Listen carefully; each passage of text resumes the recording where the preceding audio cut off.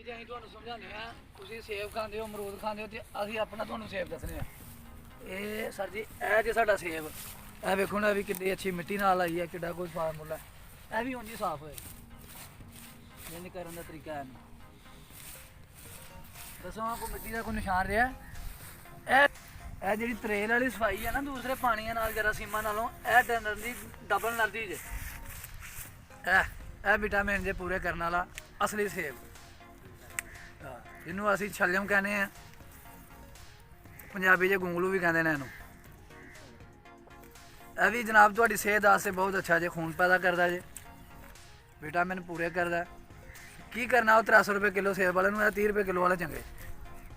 ਪਰ ਇਹੋ ਜਿਹੇ ਨਹੀਂ ਸਵੇਰੇ ਸਵੇਰੇ ਜਿਹੜੇ ਅਸੀਂ ਲੱਭ ਕੇ ਤੁਹਾਨੂੰ ਧੋ ਕੇ ਖਾਣ ਲੱਗੇ ਹਾਂ।